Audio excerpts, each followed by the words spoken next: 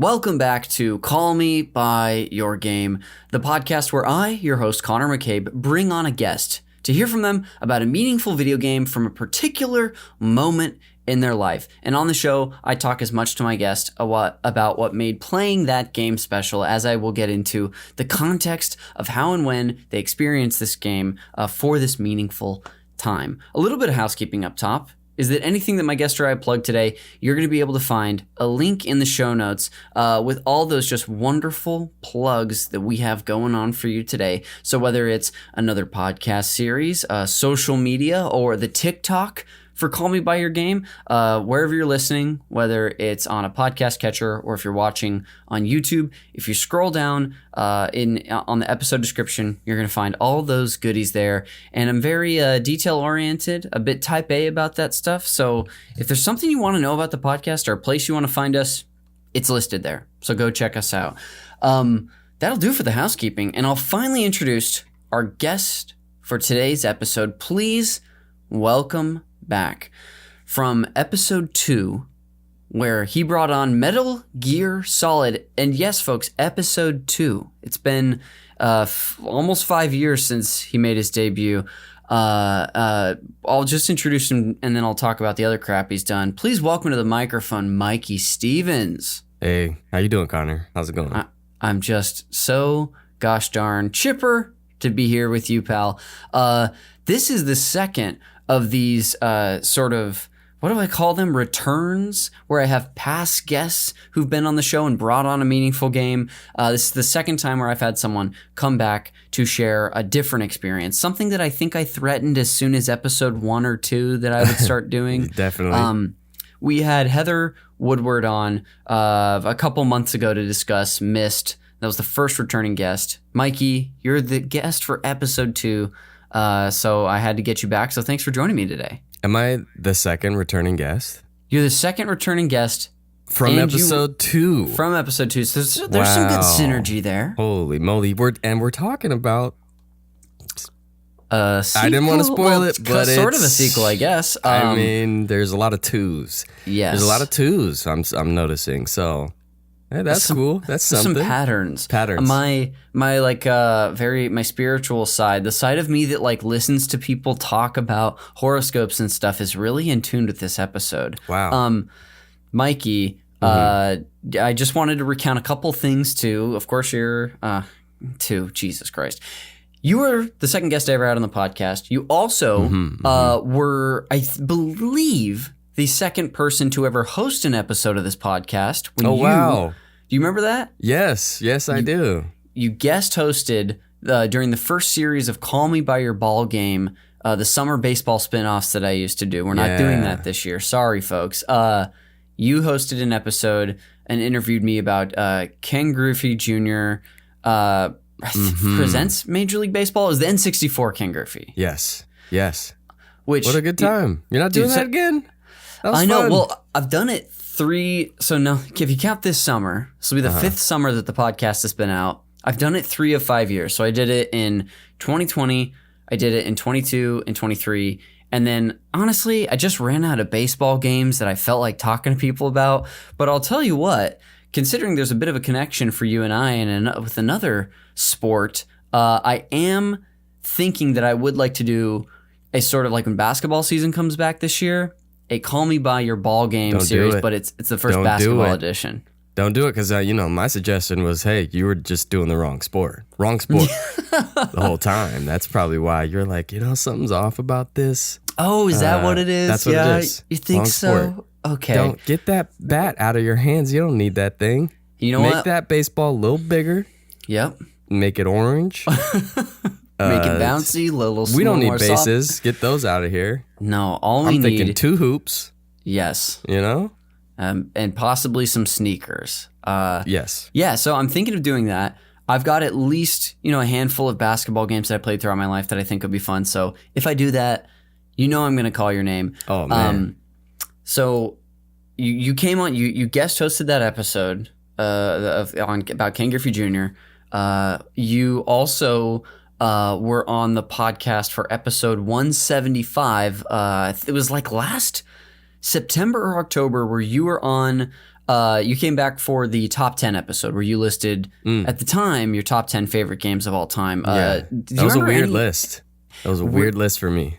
I'll say that. I was in a weird space.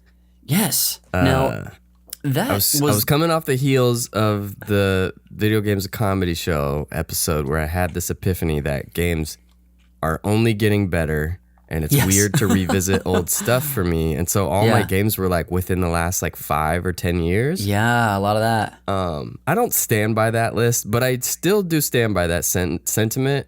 It's just been harder and harder to go back and revisit retro games for me. Totally. Yeah. You know, that's now a recurring, version of this podcast that I do. I do a top 10 episode where I bring back former guests about every 2 months now. So I think I just did part 7 of that. And without fail, people are always texting me and messaging me after those with deep regrets. They're just can we re-record the whole ep? I'm changing all of mine. Yeah. And you know, whatever. You know, we're allowed to change and be different. We're allowed to, have dumb lists. It's okay. It's okay, people. You're absolutely right. We sure are. And that's why every one of those episodes, I get the chance to reorder my top 10. So sometimes there's like, a game that was like 11 or 12 for me. Actually, I played it again, or with some, looking in the rear view, it moves up. But there's also episodes like between 6 and 7, nothing changed for me. So I think what I'm going to start doing, I thought of this truly the day after we recorded the last one with Kale, Mono, and Oscar. It was awesome. Now I'm going to try to list my 11 through 20. Just to make it interesting. Weird. It's gotten kind of boring, though, for me to basically tell everyone that Majora's Mask is my favorite game, but it's also tied with Tears of the Kingdom, every time I do that. But that was a really long-winded way for me to draw out that you've been on this podcast 3 times, not even counting your co-op appearances. Off the top of my head, okay. You were on the first ever co-op episode when we discussed Breath of the Wild, which also became the first episode of the Zelda Games Club. We've also had you on, to talk Star Wars Jedi Survivor last year with Mike Steele. And I've probably had you on for another co-op, but it's escaping me at this moment. Portal? Was Portal? Oh, dude, we did Portal and Portal 2. Yes. A couple years ago. That was that legendary. Which Portal 2 on my personal top 10 now. Easy. Yeah. And I replayed it this spring. I just started dabbling with it when I was like on a weekend getaway with my family. I was like, I'm not playing anything. I'll dabble with this. And just like blew through it in a weekend. I was like, yeah, this game, I actually think I like it better than the first time, strangely. Yeah. That's one of those weird games that, oh man. I'm now putting it through my theory, and I'm like, it's not a retro game by any stretch, but as it ages, I don't see revisiting that and ever being tired of it. Great game. I think if you give from so this was my second time playing it. It had been 2 years since I first played it. I think the more times you replay a game, if you want it to feel fresh, this is not like a groundbreaking statement, but the more time you have between playthroughs, the more refreshing it's probably going to feel. 100%. I say that as someone who's played like Ocarina of Time 20 times in my life, so what do I know? But Mikey, there's so much I want to talk to you about today. First of which is, just in case that we have listeners, which we certainly do because our listenership has grown a lot since we started the podcast. You and I know each other through primarily through the improv community in Los Angeles. It's how we it's how we got to know each other. We really got to be friends through Video Games a Comedy Show is what I would say. Does that feel accurate to you? Yeah, that feels accurate. Okay, cool. We've got that. But recently, outside of staying in touch through, both performing on Herald Night at the same time, you're now, a veteran of Herald Knight. You have, I almost said you've retired. You and Bitchin have graduated. It partially kind of does feel that way. I mean, there's just nothing like Herald Knight. I'm so grateful for my time and my experience, but there ain't nothing like that night, man. Yeah, I mean, you hear other elder statesmen, other graduates who say the same thing, and it's true. It's true. So, hey, Connor, revel in it. That's my advice to you, my friend. Fucking play balls to the wall. Have your fun, and because, man, it does come to an end, and you do get it's countless times in my life where you feel like, this will never end, and then it does, and then you're just dealing with that, and that's okay. But while you're in it, man, don't forget to enjoy that shit and have a ball. Wise words. You sure do sound like a retired Herald Knight member. With the great team, Mikey, of course, the great team Bitchin', which you would have already been on 4.5 years ago when we did your first episode. Recently just had teammate and my fellow Modestin, Rachel Van Ness, on the podcast. Although, when it comes to Bitchin', I've only had 3 of you on. You, Reka, and Rachel. Mm-hmm. Lisa, one time I hit up about the podcast, and I was like, hey, do you have any games you'd like to discuss on my show? And she said, I wish. And that was it. I need to extend an invitation to the other folks. Am I forgetting? I've hit up Alan before. It's not important. Bitchin', great improv team. We know each other through all that crap. We've been playing a lot of basketball together lately. Yes. Speaking of hoops, and you play in this Sunday hoops pickup game every Sunday with a lot of people who've been on the show, a lot of former and current UCB performers. That's something I just weaseled my little way into. That's what you got to do. I did too. Yes. Let me tell you, I weaseled in, but that's how you got to do it. How did you get in there? Were you like, did you hit up Casey one time? I was on the sub list, which is like where they kind of put you when, maybe Casey doesn't really know you, and still Casey doesn't really know me. I took, you know what I mean? Truthfully. Yes, for sure. Like, I'm like one of those obnoxious, I've realized about myself, and I take pride in this. I'm just tenacious, and I'm not going anywhere. Yeah. So it'll be somebody that, you see around, and you're kind of like, yeah, I don't know about this guy. I'm just going to keep showing up. Like it or whatever. And especially, with basketball, it's like I love it so much. I was playing basketball regardless of the Sunday hoops thing. You know what I mean? Because I love the game and I love to play. Having rediscovered and kind of re-fallen in love with it a little bit before the pandemic, and then the pandemic, you got to sit down and do nothing but, for me, watch basketball and that. But that's how I got on. I was like, I talked to, I think, Wayland a couple times. I knew several people who were on it. And so a couple times people would reach out to me, like Fahey would be like, hey, I can't play today, but you can have my spot. Oh, cool. So I was playing for a few years before I actually got the regular call up. And then what really sealed the deal was Johnny Svarsbein sublet his spot to me one time. Oh, wait. I didn't realize we had the same route in. Yeah, so he...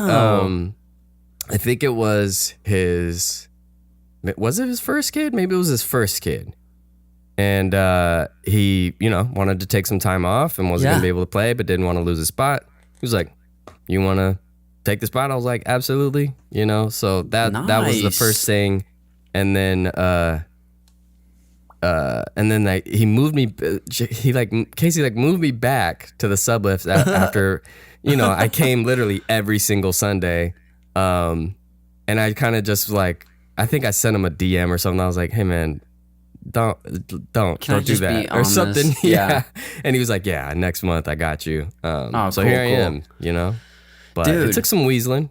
Yeah, it usually does. I got really lucky where the kind of a similar thing. It's different. like I got into the baseball league I play in a similar way where for years I would hear people, you know, in comedy talking about this baseball league. And I would always send out feelers to like Mannion or Jaquise. And I was like, hey guys, like I played baseball growing up. I'd love to play. And they're like, oh, you know, we don't really have a spot. And I never wanted to be like, hey guys. Yeah, man, what's up with that, man? Let us play. Not just that, but I was like, guys, I'm really good at this sport. Like, I think I'm going to be really good out in this league. And turns out that is absolutely the case. But I wish I could threaten that level of confidence for basketball. Same here, dude. No way. I'm mid, you know. Yes. I'm decent. You're selling yourself short for sure. I'm okay. Well, thank you. That's very nice. You are for sure. I'm an athletic person who's passionate about the game. I'll say that. Yeah. But I didn't play in high school. I didn't play in middle school. You know what I mean? Like, I don't have the same formal training. I think the last organized basketball team I played on, I was maybe like 10 or 11, you know? So all of my knowledge, no bullshit, comes from NBA 2K, watching the NBA, and just like basketball podcasts. Yeah.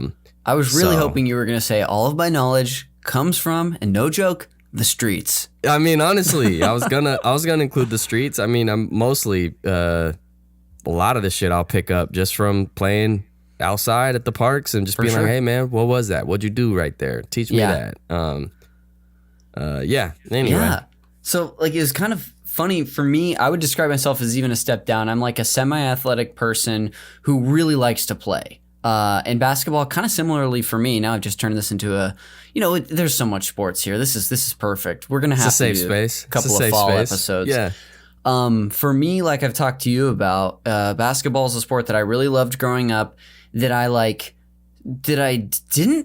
played like organized basketball in a pretty crappy league, especially when you're like, you know, when you're under the age of 10. I don't know how kids ever. I don't know how a parent watches a game, let alone a kid plays the sport of basketball. I'll tell you, it's a different landscape now. Like, for sure. With these kids and their access to the internet and being able to train as soon as they want to. Yeah. It's different. But yes, I agree. Just, it's so different. From when we played, bad. Everyone was bad. 100%. And so I played growing up, and then I think I skipped my like 6th grade year of the like just city league I would play in. And then when 7th, the long story short is that I didn't make the 7th grade team. I didn't make the 8th grade team, and I didn't make the freshman team. And then I did make the JV summer team going into my sophomore year, but I was truly like the second, if not the last guy off the bench. So just not good. And after that point, I was like, you know what? I think I'm going to go ahead and focus on baseball here. I love this game, but this is not worth it. But it's been so fun to get back into it and play with you almost every Sunday. Like I just missed 2 weeks in a row, and that's the most I've missed since March. And it sucks. Like I want to be out there so bad. So that's been a nice way for you and I to stay in touch a little more. And even just seeing each other out there, even if we're not like, you know, hanging out the whole time that we're there because you're playing a sport, it's been good to reconnect.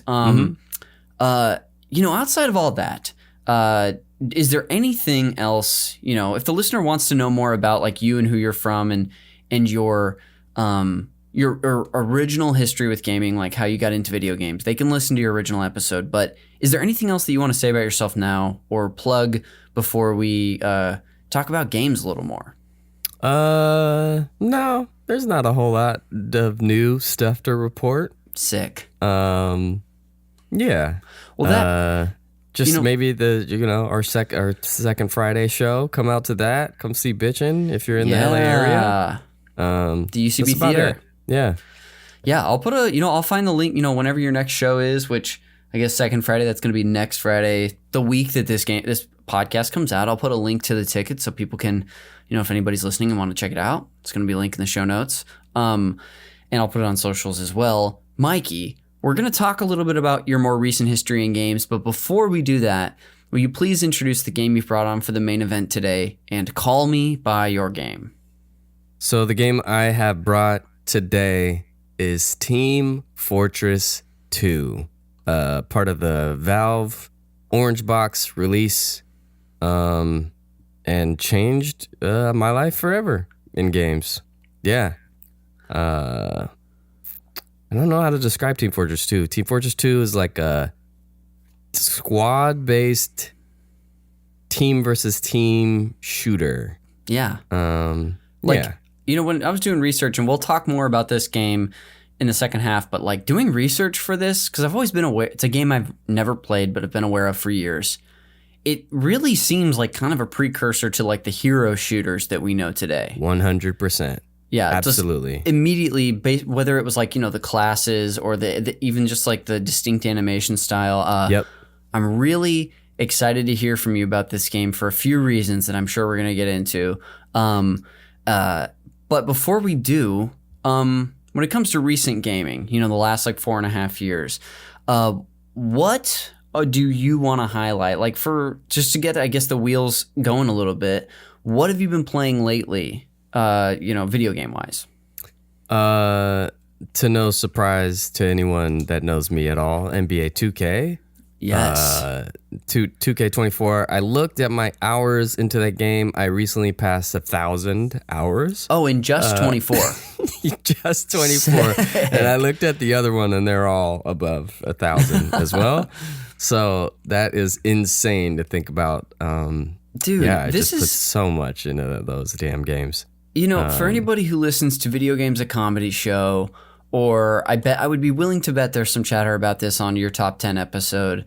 I can't remember specifically at this time. When you first came on, I don't think there was any 2K talk. I do not believe back in 2019. This was a pandemic discovery for me because 20 went on PS Plus for free or whatever at the end of its lifespan, as they always do.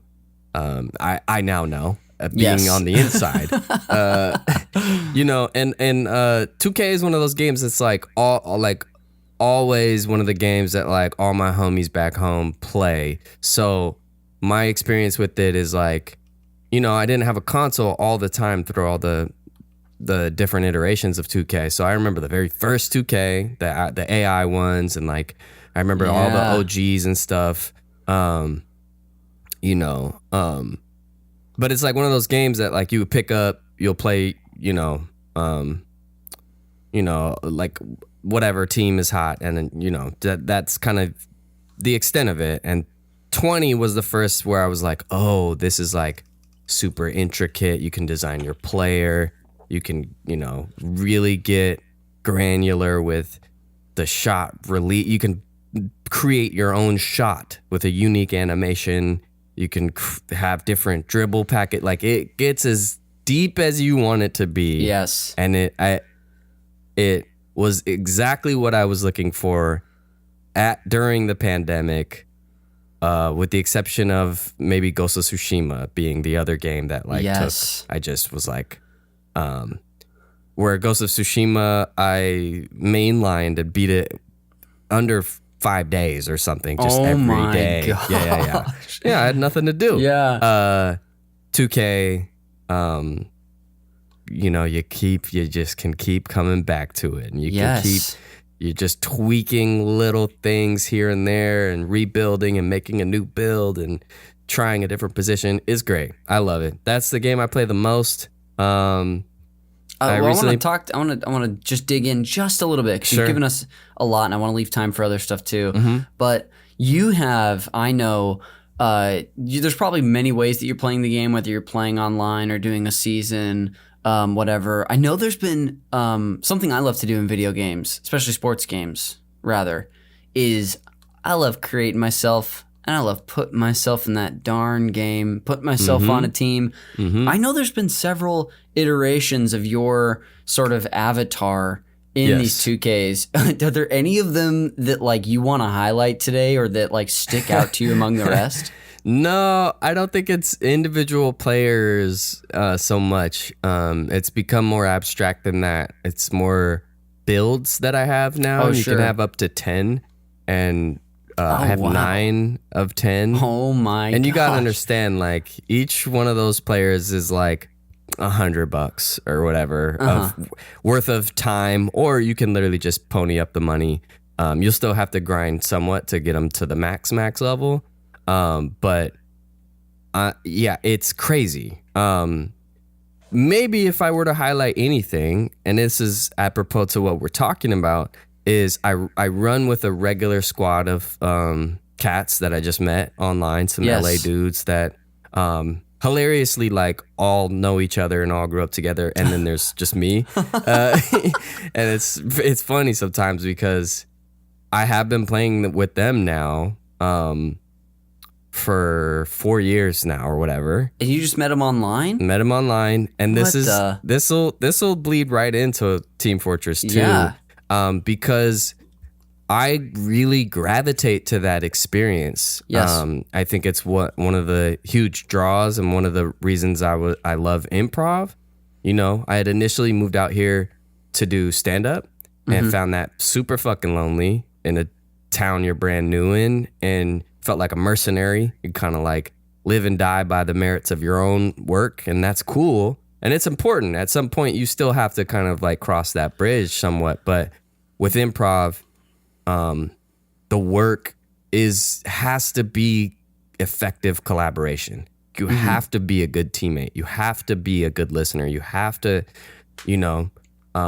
respond well and build something dope together. So like, I love that experience in a video game. So I love that on the basketball court. I love synergy. I love rhythm. I love all of that type of thing. So I'm constantly, I realize with video games, chasing that. Sure. That's like what I'm looking for. That's like the pinnacle of enjoyment for me in a video game, is with other people collaborating, having a role, having a clear, defined, like, this is what I'm bringing to the team, being counted on and delivering. It's so satisfying to me.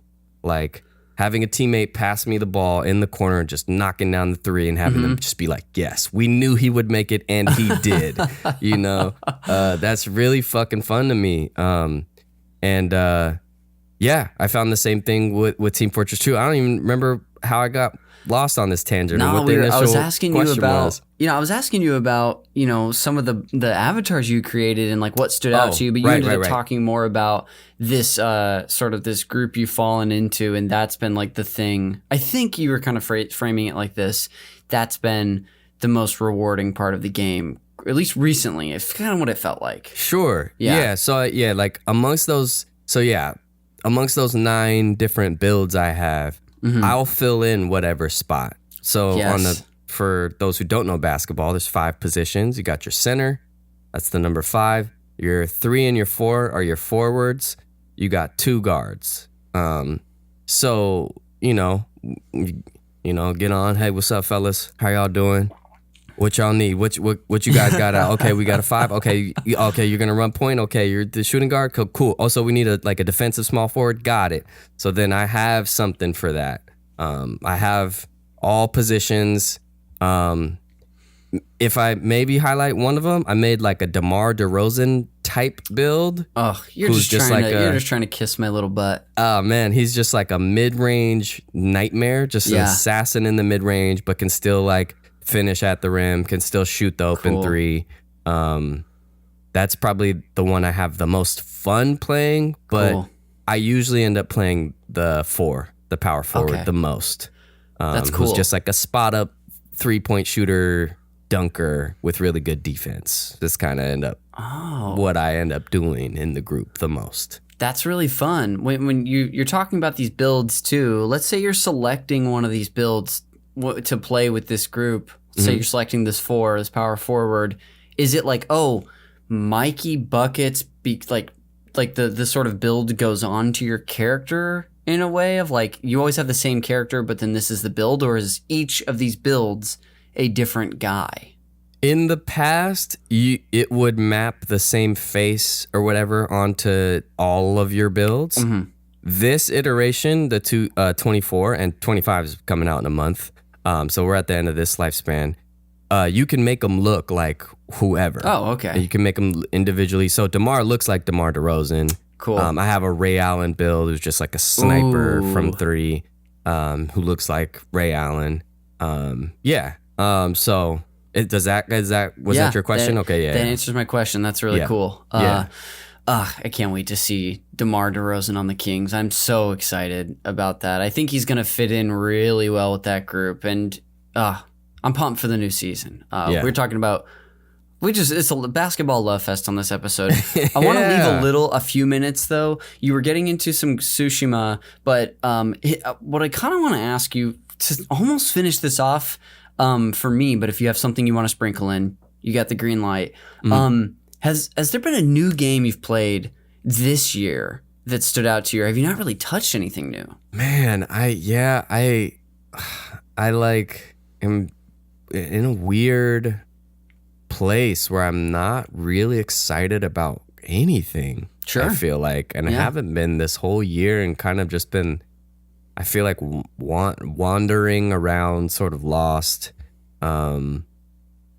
And 2K being that like consistent experience where I'm playing with those guys has been like the most satisfying thing. Yeah. And then my other group of friends, usually my like Seattle group that I met through playing Team Fortress 2, who we will talk about them. Oh yeah. And I will be jealous the whole time. We also haven't had like, usually we have kind of like something that we're like really into, and all of us have kind of just been like, I don't know what to play right now. And so it's been weird, man. It's been a weird period of time for me. Yeah. No, that happens. And if I didn't, build into my life deadlines of specific games to play all the time, that would probably happen to me more often as well. So I get it. Yeah. Well, before we head to the little break here, is there anything you haven't shouted out that you'd like to, or did you feel like you did the job so far? I feel like the job's done. I love it. Well, in that case, we're going to go ahead and take a quick break, and when we come back, we'll finally get into all things Team Fortress 2. So, Mikey, I'll see you on the other side.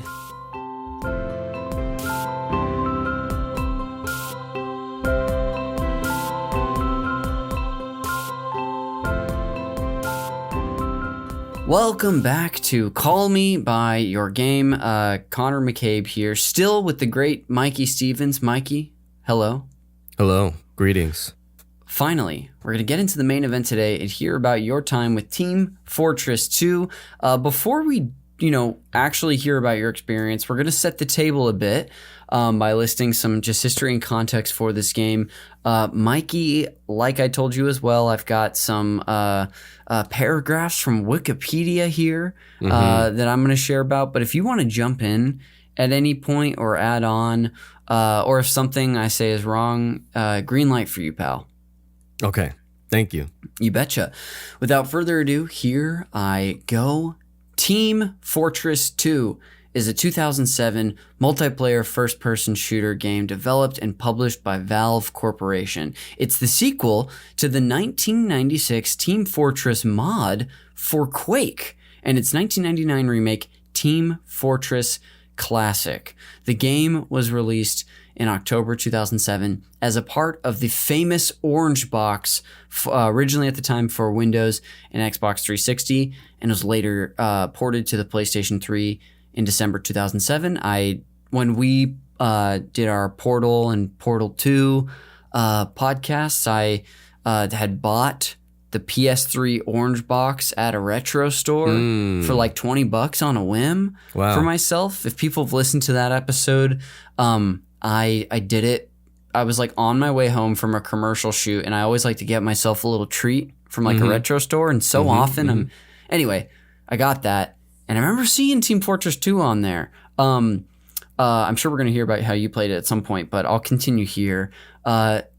This game was also released as a standalone for Windows in April 2008 and was updated to support Mac OS in June 2010 and Linux as well in February 2013. And it's distributed online through Valve's digital retailer Steam, with Electronic Arts managing retail and console editions. Players join one of two teams. Red, known as Reliable Excavation Demolition, and blue, Builders League United, and choose one of 9 character classes to play as, with game modes including Capture the Flag and King of the Hill. Development, wrong game, but I had to do it. Development was led by John Cook and Robin Walker, the developers of the original Team Fortress mod. I believe they are Australian, from the video I watched earlier. Okay.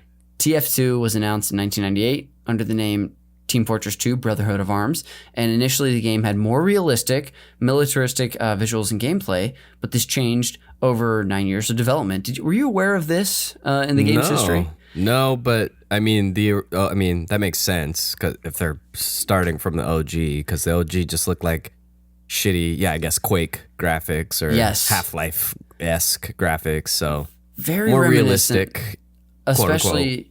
Absolutely. It's very reminiscent of that original first Half-Life game, which I think you might know this, but I played last year for the first time, and I played Half-Life 2 this year. Just absolutely amazing stuff. I learned about this through, and I'm going to send this to you. You don't have to watch this now, but I do recommend you watch this later. This is Did You Know Gaming's video about Half-Life, Team Fortress 2, which I'll be referencing later in the fun facts segment, but you can see some examples of those old visuals. Let's see.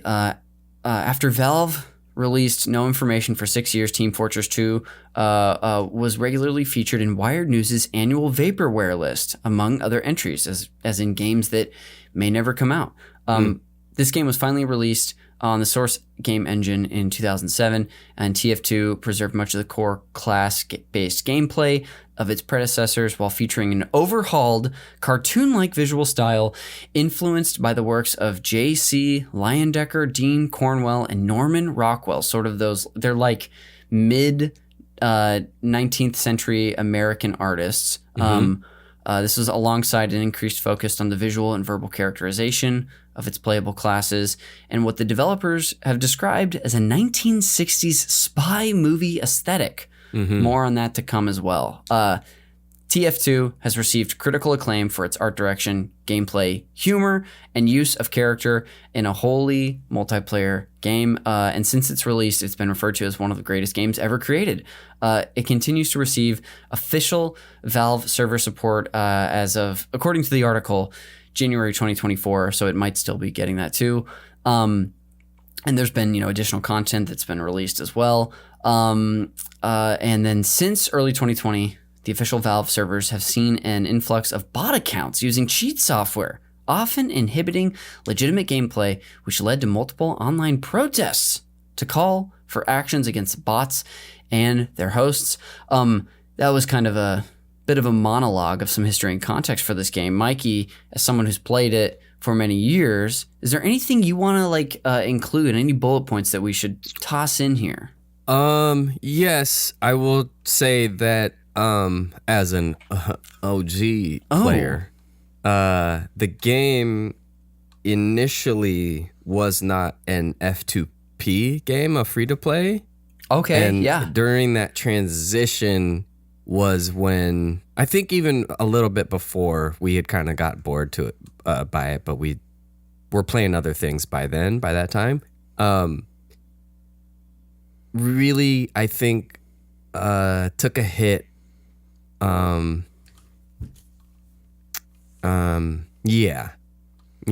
So becoming free to play, the game itself took a hit, you're saying? Yeah.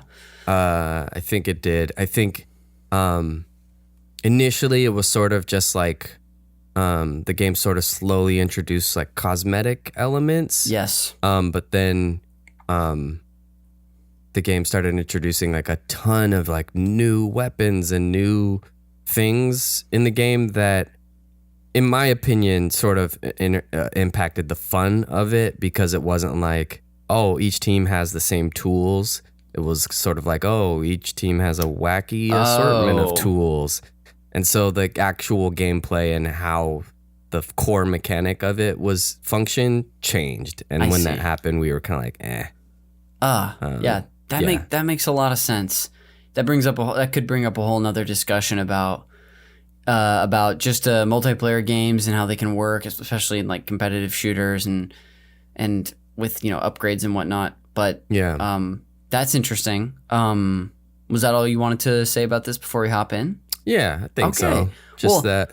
Yeah, I don't play. I haven't played in years. But that was the reason that myself and my friends who I met through this game all kind of stopped playing. Okay. Yeah. Interesting. Well, let's start at the beginning. How did you come to play this game in the first place? Were you looking forward to the release? Did it just like fall out of the sky into your life? What happened? It kind of did fall out of the sky. I think I was more excited about Half-Life 2. Okay, yeah. So the orange box and that being on it, it was more like a cereal box game style thing. Yes. The Team Fortress of it all. For those that don't know, as a kid, you used to get like a disc in like cereal, and it would be like Chex game, Chex Blaster, or whatever. Some like you're here for the cereal, and you're like, oh, also I got this. So the orange box I got. Really excited. I had been doing so much research on Half-Life 2 and the Source engine, and how that was going to change physics and games, and boy, they were not lying. Everything changed after Half-Life 2. Every other shooter, Valve really started a crazy ripple effect into the video game industry, and its influence cannot be denied. But yeah, Team Fortress 2 was a super fun kind of bonus discovery. After, playing and beating Half-Life 2, it was well, this game's on here too. Let me check this out as well. That was my initial interaction with it. Was zero expectations. I had played old Team Fortress, like Team Fortress and Team Fortress Classic, so I was familiar with the game. Yes. But I didn't play those avidly. I wasn't super into those. I did like it conceptually. I remember kind of digging it. But for whatever reason, could have been even just the artistic aesthetic back in the day. I was kind of this is cool, but not that cool kind of a thing. So it didn't really get its hooks in me. But yeah, Team Fortress 2 definitely got its fucking hooks. Yeah. Deep in. Yeah. So at this point too, you're still in the Seattle area, correct? And is it fair to assume you're a PC gamer and you got this on PC? That is correct. Yes. Okay. So I'm in Seattle. Where the hell am I in 2000? So was it 7? 7, yeah. Okay, I'm on Beacon Hill. I'm building a studio with my buddy, longtime friend and collaborator. Yes, shout out Tayshawn and Jarvdy and Germ and everybody in Cloud Nice, Nacho and all the rest. Anyway, humble beginnings. So I'm just I got my PC in my room where I play my stuff, and then I'm also helping build this studio. But yeah, so. Yeah, I got into... Actually, you know what? I'm not actually living at the studio yet. I live down the street. This is how it actually happened. I live down the street from my buddy Tay, and heard he was into music or whatever, and he just had a computer and a record collection, and he wanted to get into recording, and I was like, let's start. I'll start helping put up on equipment and stuff. I want access to this too. And so I was contributing to the studio before eventually I moved down the street into that apartment with him. But before that even happened, so when I got this game, I was living down the street on Beacon Hill in Seattle, Washington, in a house full of breakdancers. Yes. The lives you've lived. Oh man, this is primo b-boy days. So I was competing a lot, and hip hop was life at this time. Yeah. Yeah, so that's how it found its way into my life. Okay, cool. And yeah, should I just talk forever? Or? Yeah, I mean, I guess what I'll ask you now is like, okay, so I understand how you got it, kind of where you were in your life. That's awesome. What do you remember about first playing the game? Did it kind of immediately get its hooks in you? Did it take time? I do. I think the art element of the game and the humor is incredibly important. I think for that time, there was nothing like it. That what did it say? It's like a 60s spy movie esque. Yeah. So I think there's a ton of games that have just sort of like, if this is their ancestor, little children. Yes. Your Overwatches and your I don't know, like plenty your of League other of Legends and shooters, your these kind of like cartoony, smoothed edges, round. Everything's kind of like, they're not quite cell shaded, but it's close. Yes. Yeah. Or you got like a big giant muscular dude with tiny little legs. Yes. You know what I mean? That kind of aesthetic. That immediately I was like, oh, this game looks incredible. Like everything about it. It looked and it just ran. Everything was so smooth. And then it had those Source Engine effects to physics and stuff in the game as well. Wow. But yeah, I think similarly to my my draw to 2K and games of this nature in general, back then you had to select certain servers. I wish I could remember the server, but you know, you find one that you're like, oh, I kind of like playing with these people. I wonder if they'll be on tomorrow at the same time I'm playing. And sure enough, over time, through Steam and kind of accumulating friends through that network, I started playing with a regular group of people. Yes. And definitely had like a lot of success collaborating and talking on the comms, on the headset, and sort of setting stuff up. And that's really, I think, what I was drawn to was like, it was so fun to like go and check on that server and see that, which friends of mine were on. And at that time I was adding friends left and right. Like it ended up boiling down to it's me and 3 other people that regularly play games together. But back then, if you were on that TF2 server, I was just killing people left and like I got really good at this game really fast. Was it with a particular class, or yes, were you just mixing it up? I mean, similar to my explanation with 2K, or maybe we just go through all of them. Should we just go through all the classes? Go for it. Is that Green helpful? light to you, pal. So there are 1, 2, 3, 4, 5, 6, 7. There's 8 classes. I played the Demo Man, which is the only black character. So obviously I was like, oh, I want to be the black dude. Yeah. I played a lot of Demo Man. He's like a Scottish demolitions dude who shoots regular like pipe bombs that explode on impact, and then shoots proximity mines that you can trigger to explode. And they're like sticky. So you can like stick them to a corner of a wall or something, and then as soon as somebody like enters the room, just blow them up. Boom. Yeah. So I played a ton of Demo Man. I was really good. But the game had like sort of not like cheating, because you would also kind of take a little bit of damage. When done right, you wouldn't take any damage though.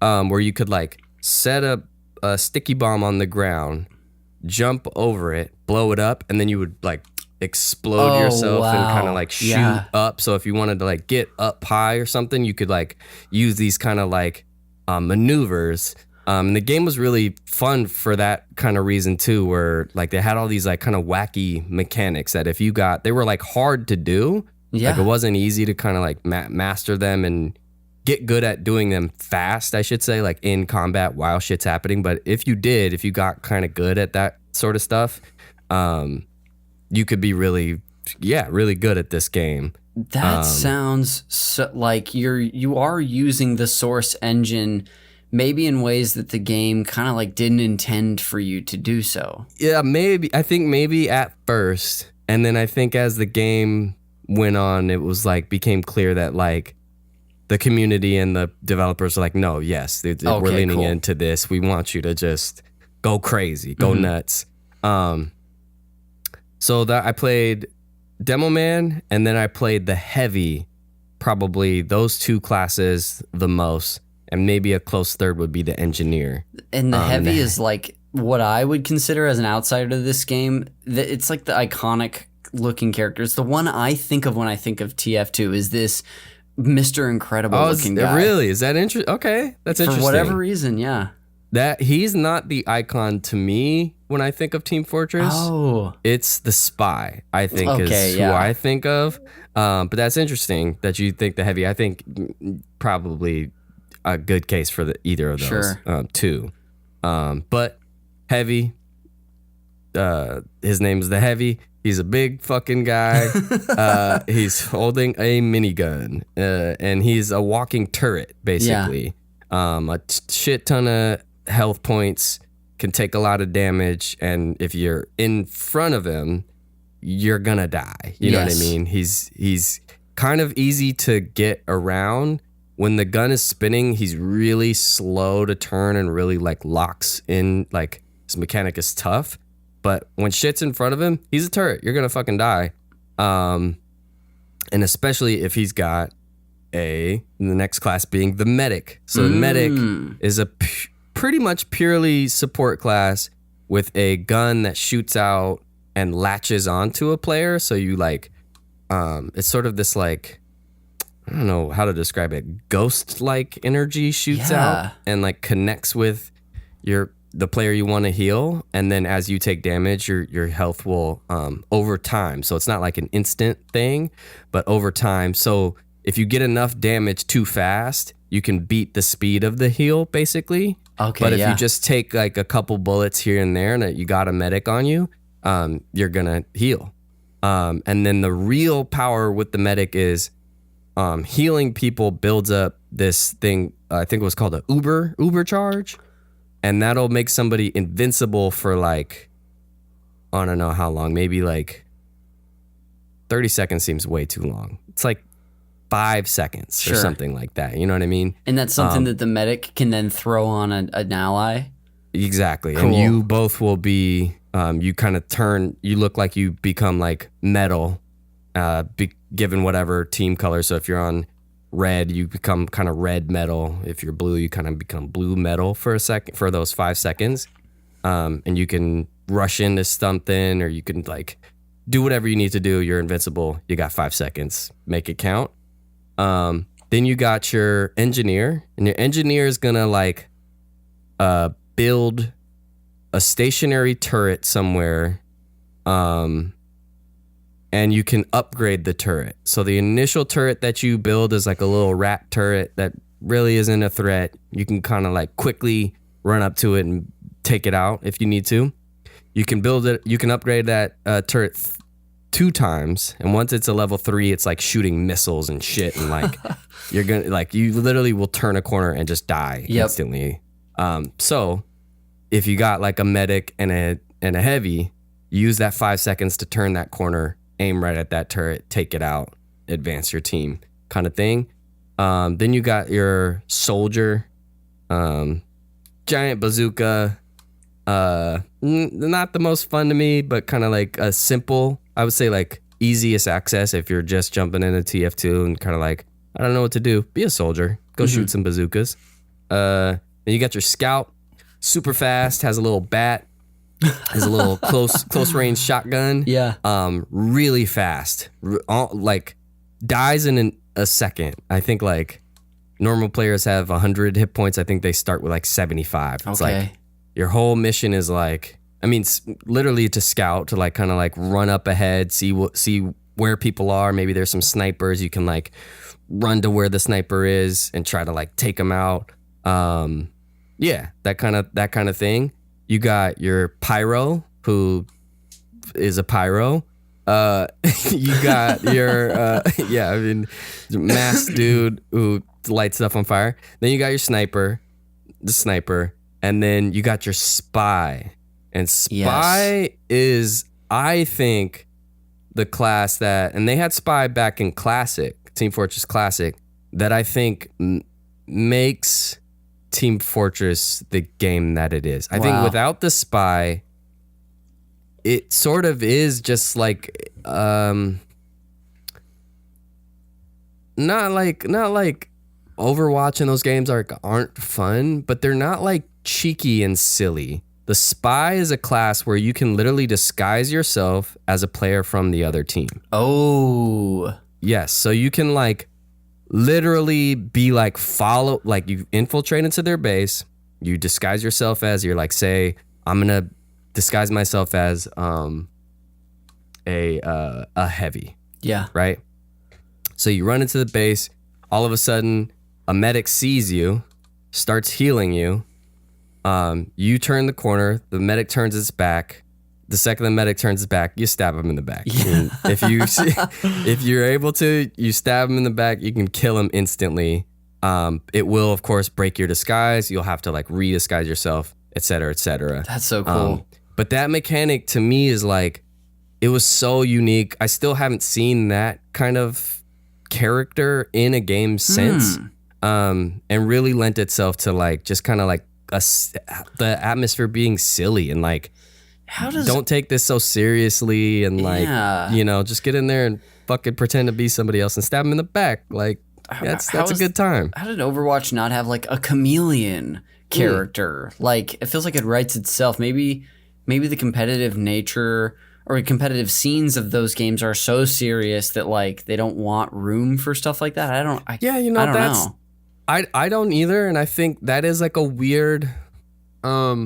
I think it has to do with that kind of thing, like games now launching almost with the intent of like, this is gonna be a competitive shooter, and we want to be in that space, and that's fine. Maybe there is even competitive TF2. There probably is. But that, like, what a funny thing to be a professional spy player if that is the case. Yes. Because it's just like, how good are you at getting away with lying? How good are you at, you're not necessarily, you're not shooting most of the time. Most of the time just as like a spy. Acting. That's right. You're just like running around pretending to be someone else. It's kind of thrilling too, I'm sure. Yeah. Especially for, these game types, where like some of them would be like steal intel, or you'd have to like run into the other person's base, steal a piece of intel, run back to your base, and yeah, like you just don't see, I don't know, you just don't see that. I could be totally wrong. Hey, leave it in the comments, okay? Leave it in the comments. Leave it in the comments, folks. Comment away, Discord, comment away. Let us know. There's gonna be somebody in the Discord who's a TF2 fan who might, or like a fan of other shooters. That has a spy-like character. Maybe. I certainly haven't seen it. Yeah. That's cool though. Yeah. I love that range too of classes. It sounds like a lot of fun. Well, one thing I want to know about too, getting into more of the sort of context of your life at the time, you were talking to me about how you were in these servers and you were just adding people, but how did your group come together eventually? Because this is a group that I've heard about truly since like we started podcasting in 2018 together on Jeremy's show. You would always talk about the crew that you played with. So yes, was there a Nick Fury? Like, what happened? If there is, it would be one of the people. I don't know if they want their names out, so I'll say their names are Big Greg, Lil Greg, and Lucy. Okay. And I think maybe it was Big Greg. And you think, are those three at home now? Like, okay, if they do listen, are they like, is he talking about, am I Big Greg? Anyway, go ahead. If I've exposed anybody, it's Lucy. But I think how that really happened was, like I said, I'm a really good demo man and a really good heavy. So I think it really came kind of naturally. A few of those players that I mentioned really liked being more supportive characters, like a medic or engineer or something like that. So it ended up being, I think, me and Big Greg, who initially really liked playing with each other. Cool. He liked to be the medic. I really liked being heavy. And we would just, sometimes single-handedly, like, beat the whole other team. Yeah. And we're just... This is such a technical question. Yes. And I should have just done research to find out. But when you play a match, is it like 4v4? Is it 6-on-6? What does it look like? Given the server, it could be 10 on 10. Okay. It could be 15 on 15. It could be. Whoa. Yeah, I think the server is really ranged. I think the classic number would be like 8 on 8, right? Okay. One slot for each class potentially. Cool. Is like the standard. But I think most of them are more than that. You would end up just running around and there'd just be tons of people. There'll be 2 sets of 2 heavies and 2 medics. There'll be, which is another thing that we eventually started to do, where it's like, hey, let's just all be scouts. Hey, let's just all, let's try this. Let's try a team full of pyros and just light everything on fire, see if that works. But that I think is how it initially started, was just like enjoying playing with certain people. But I think how that real friendship actually took off was the first time they invited me to play something other than Team Fortress 2. Oh, okay. Where they were like, hey, we like playing that with you. You want to play this? I don't remember what that first game is. Maybe they do. But gosh, the parallels between this and your 2K experience are really astounding. I think I realized in thinking about this game that I started to connect those, like, oh, that's what I really like. Yeah. I really like, and playing with that group that I do now, which has been over a decade at this point. And we've met in person. I met these people playing Team Fortress 2. We've talked for years, and shortly after the pandemic was kind of winding down in 2021, I think it was, I met them for the first time in Seattle. No way. And pretty much every time I go back, when I was back maybe 6 months ago, I got hot pot with them. Just dude, really you're telling me you saw people. Big Greg, Lil Greg, and Lucy in person? and Lucy. Yeah, we were all hanging out. What was that like? It was super fucking weird the first time, I'll tell you that. That shit was weird as hell, Yeah, because you're just, it's weird to hear someone's voice come from them and not from your headset for the first time, where you're just like, I do know this voice, but it's weird to come from that face. Yeah, it's very meeting online friends in general has got to be nuts. I don't know if I've ever done that, but especially friends that you had for, 14 years up until that point. But it's very I don't know if you ever read the book Ready Player One, but he eventually meets some of the people that he knows in his alternate reality or whatever, and it seems similarly shocking. Yeah. It was strange at first, for sure. And I think there is still weird nervousness when I do see them since, where you're kind of like, this is still weird, but I like these fucking people. They're very sweet. So yeah, I think that's what initially brought that on. We just were, for lack of a better way of putting it, we were just good at the game together and kind of enjoyed that shared collaborative experience where we were good at communicating with each other and talking about what was happening in the game, and just carried that into so many other games at this point. Dude, I love that. Do you have, and this is asking you to think back pretty far, so I can broaden the question if I need to. Do you have a most memorable time playing Team Fortress 2, like a match or like an event that happened? That is a tough one. I don't think so. That's tough because, I mean, you're talking, again, like a game you played just 800 hours of or whatever. Do you, like, just in general, if that being too tough a question, just in general, do you have like a most memorable time or like moment gaming with these people? And maybe that also runs together, but I'm curious. Yeah, man. I mean, that's a kind of different version of the same question. Yep.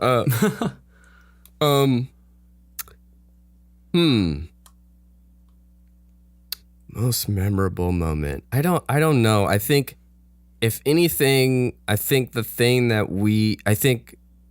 we're kindred in like how fucking silly we are as people, and like Team Fortress 2 was like a great introductory game for us because it's a game that initially didn't take itself seriously, and really thrived on kind of like I said, like let's all be one class. Let's like not, and them all being down. So I think there's countless, I can't even think of, there's so many times where we just go on stupid tangents in games that have nothing to do with the game. Yeah. And it's just more about us enjoying fucking around with each other more than anything. Whether it's, I don't know, like, I don't even know, like, I don't even know. I can't think of a single thing, but you're just goofing off while playing a game together, and that's fun. Yeah. Yeah. Yeah. I think, yeah, the point, like, yes, it's being able to juggle both things really well. I think, like, where we do want to be good at the game and like be successful in the game, but sort of the North Star for our friendship and group is like, but not at the expense of fun. Like, we're not gonna like be so serious that we're not having fun. And so if we're like losing a bunch, whatever, fuck it, then we lean into that and we just make it fun to lose all of a sudden somehow. I don't know. Sure. But I think that's like the biggest draw, the biggest like connector for us. No, that makes so much sense. It sounds so appealing, and kind of to what a point you were foreshadowing so much earlier in the show is that is one of the most fun. I will agree with you in this, and that is like kind of the most fun like way to experience games is like with other people, and you're both having fun, but also still performing at a high level, you know? Yeah, I think, and with that group, we've all played enough different types of games, which is like a rare thing. Having met them in a first-person shooter, and then quickly learning that like that's really not their first choice of game. Oh, cool, yeah. You know what I mean? And also for me, like I'm not an FPS guy necessarily, but I have experience with them. And if there is a game that sort of marries those two worlds, and it happens to be, meaning like there's heavy collaboration element or like required, what I'll say is like roles. I've been playing a game recently again that I really liked called Dark Tide. Dark Tide's like another iteration of Team Fortress in a lot of ways. You're not against, it's PvE though. You're not against other players. But it's like you have your role, you're on a team, you have to collaborate, you have to stick together, you have to do objectives. And it's like, I'm kind of always looking for that. I'm always looking for some version of that in a game. That's like the most fun if it's a multiplayer game to me. I don't get as much enjoyment sort of being like a lone wolf in a multiplayer. It's like, well, what's the point? I didn't come online to play alone, if that makes sense. Oh, and absolutely. You know what I mean? And I think that's fine if that's your jam. I think a lot of games cater a lot more to that experience, which is odd to me because of how much joy and literal friendship I have created and found through the fucking opposite of like no, let's lean on the fact that this requires teamwork, requires collective strategy. You have to communicate well.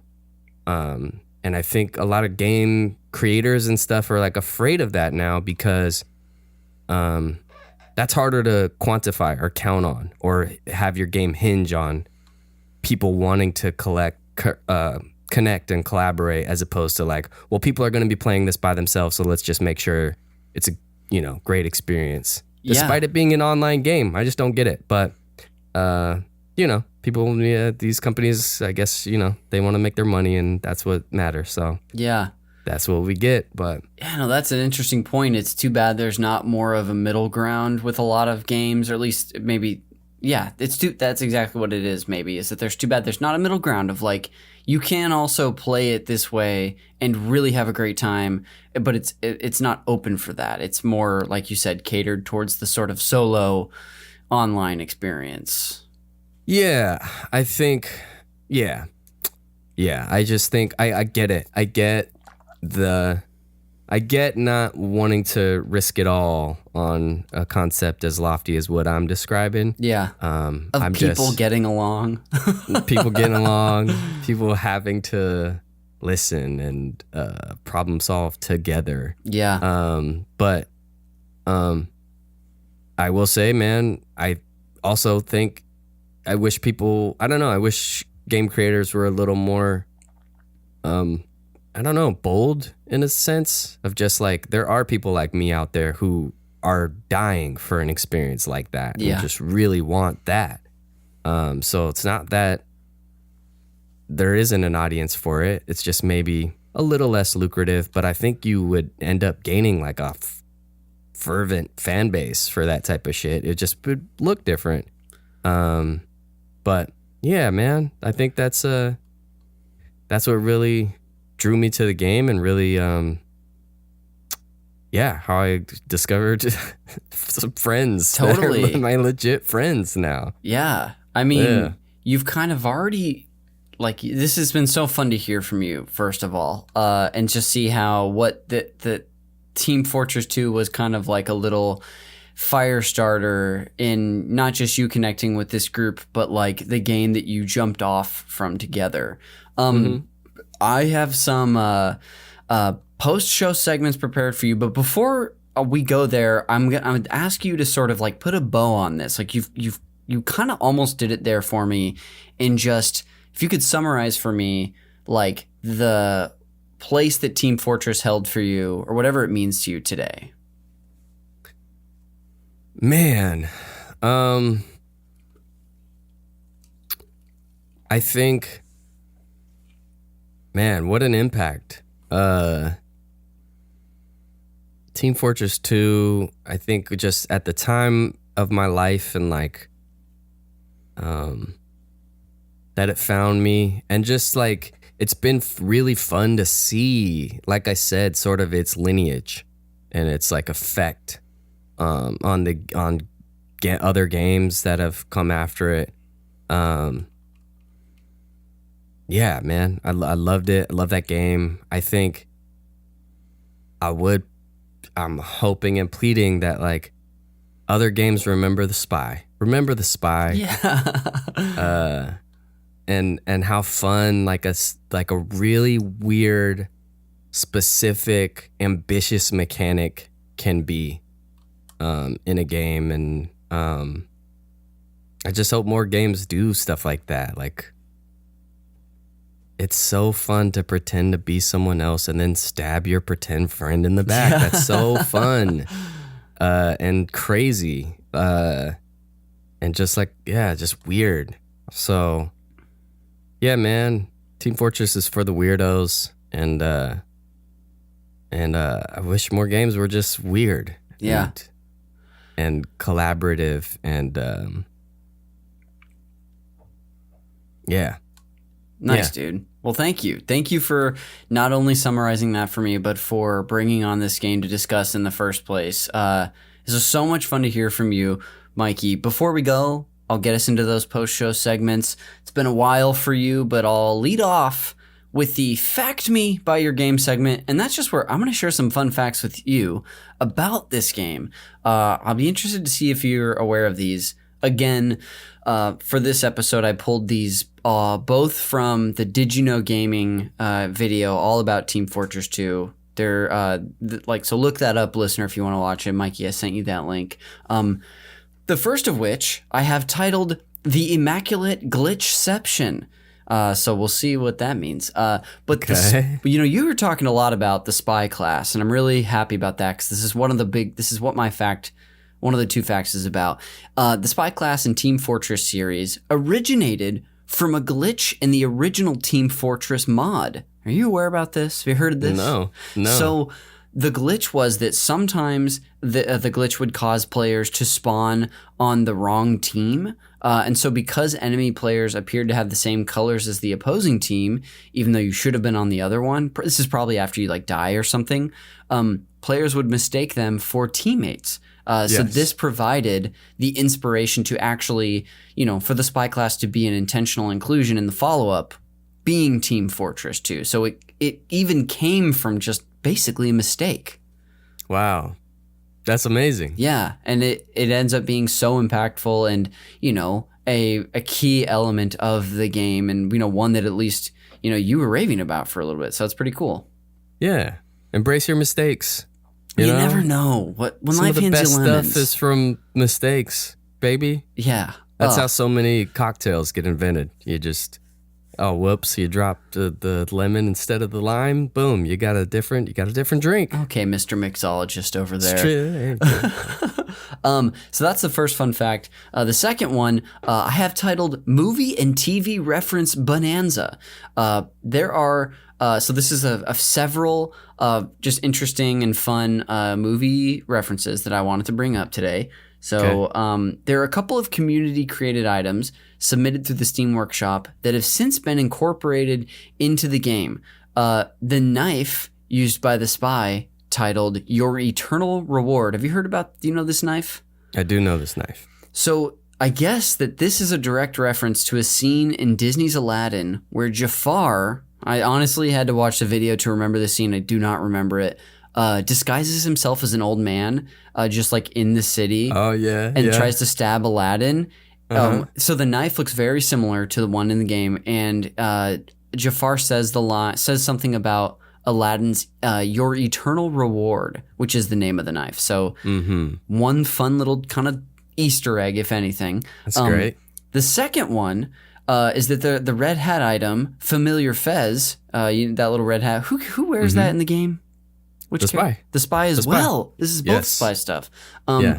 This is a reference to the character Mustafa from the first two Austin Powers movies, played by Will Ferrell. Is this sounding a little familiar? Yeah, this is a spy. And he's wearing the same hat. His character wears the hat, and in the second movie, when Austin encounters Mustafa, he says, "I don't recall your name, but your fez is familiar." So hence the familiar fez. So that there's that fun reference. And then I guess there's a Doctor Who reference in the video, but I didn't feel like recounting it because I don't care. Okay. Right. But anyway, Mikey, that's the fun facts for today's episode. I'll lead us into the final one of the podcast, and that is the game recommendations. Now, if just in case you don't remember, if it's been too long since your, episode 215 episodes ago, I'm going to treat Team Fortress 2 like your summer romantic fling in Italy that eventually is not going to work out. So in order to help you get over that heartbreak, these recommendations all have a little something in common with Team Fortress 2. Pretty accurate, actually, but yeah. We'll see how it goes. We'll see. I've got a few for you today. Is if you want, and this actually, I had two options for the first one, but based on what you said today, I'm going to tweak it. If you want to play a modern-based team shooter, not necessarily a hero shooter, but a team shooter with a lot of fun, funny moments and surprising elements to it, I'll recommend a game called The Finals. Have you given this a shot? I bet you know about it. I have played. I played a bit of The Finals. I like The Finals. I know there's a lot of demolition in that game too. Yeah. I like those elements of kind of the map being wreckable, if you will. Yeah, I think yeah, sort of another one of those games that is like unfortunately sort of under the yoke of the free-to-play model. Yep. I think the concept is good. I like it. I liked it. My time with it. I did check the finals out. Okay, Yeah. interesting. So, Yeah. That's just one recommendation for you. Mm-hmm. The second one today is that if what you took away from Team Fortress 2 is that all you care about is that you want to play a game that was also created and originated from a mod of another game. Mm-hmm. So I'll go ahead and recommend a game that was originally a modification for Skyrim, and that is The Forgotten City. Are you familiar with this? It was a 2021 release. I am familiar. I have never actually checked it out, but I have heard really good things about the Forgotten City. So have I. Have you played it? No, actually I have it on Steam because I got it in some like bundle that I bought last year that came with a bunch of great games. So I have it too, and I want to say there's like a time loop element to this, but it's like a first person action adventure. So I definitely want to check it out. Now lastly, I normally just bring 3 recommendations, but I've got 2. One is actually a good game, and the other one I assume sucks. But if what you loved about this game, Mikey, is the mid-century spy jazz soundtrack, if that's just that's what you really hits you in your heart, and you have to have a game that does that. The game that I actually really like, I think you may have played part of it, is Deathloop, which is also a first-person shooter. That's like the whole aesthetic in that game. Did you play much of it? I want to say probably about halfway through Deathloop. Cool. I will say clear predecessor, or not predecessor. What's the word? Sort of like clear child of Team Fortress 2. Yes. In style alone. Absolutely. If anything, game's doing its own thing, but like that look maybe it would have happened on its own, but like undeniably after Team Fortress 2 exists in the world, influences for sure. Both the aesthetic, but also in the first person shooter nature of it, but especially that soundtrack. I ended up playing, like, I kind of couldn't put this game down. I love Deathloop. So I think my second favorite game of that year. But the joke recommendation I was going to give you is the Incredibles movie game. It was on GameCube and PS2 and Xbox. Because, that's the soundtrack too. But apparently it kind of stinks. Yeah. Like, I could have guessed that. I don't think so. So I'll go ahead and recap these. We've got The Finals, The Forgotten City, and then Deathloop or The Incredibles movie game. Mikey, that'll do it for the recommendations, and that will bring us to the end of the show.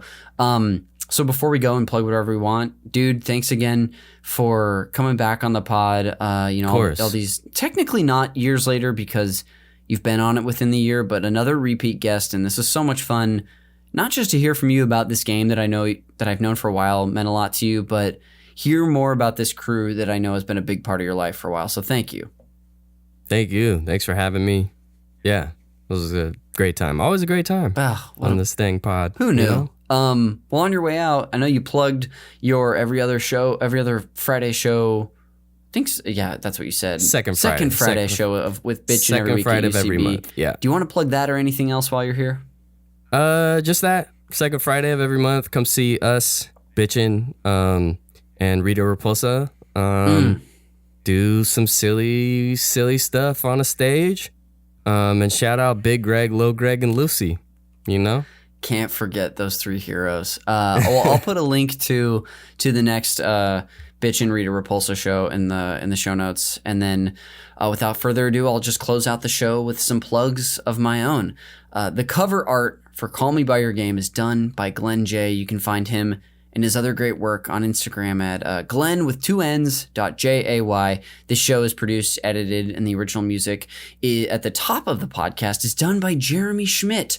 You can give him a thank you by listening to his podcast, Video Games, a comedy show, which Mikey's been a guest on. Some say too many episodes. Not me, but some. That podcast is part of this network and available wherever you get your shows. You can follow Call Me By Your Game all over social media. Like I said, definitely follow us on TikTok if you don't already and you're a listener, but we're also on Instagram, Twitter, and Blue Sky. You can follow me on all bunch of social media platforms as well, but I'll definitely give me a follow on Twitch at twitch.tv/consiscool69, where I haven't been streaming as much lately, but I plan to get back to it. I don't know what I'll be playing. I'm probably going to be playing through Psychonauts 2 because I have a deadline coming up to finish that game for a podcast at the end of the month of August. And so if you want to watch me play a sequel to a game I really liked, follow me there. And lastly, check us out on Patreon. We're over at patreon.com/supernpcradio, where myself and the creators of, Video Games Comedy Show and Reactivators and a couple other friends, we do a ton of bonus podcasts every month for your listening pleasure. So if you like the conversations I have with people about video games, I'm on a ton of stuff over there, from both our games club, where we're going through Hollow Knight. It's a podcast that releases every Friday at the DJ Chode tier and above, or the monthly co-op episode, where it's more of an overview podcast about one game with a group of people. We're finally, by the time this comes out, I don't think our Mass Effect 2 episode will be out, but that's coming, as well as Psychonauts 2. The theme is sequels this year. So Team Fortress 2, Mikey, it's too bad. This is kind of in line with that, except this isn't a co-op episode. So I'm sorry. Well, there's two of us. You know what? I guess it kind of counts. It's an honorary one. But again, without further ado, check us out on Patreon. There's a link in the show notes. But that'll do it for this episode of Call Me By Your Game. We will see you on the next one.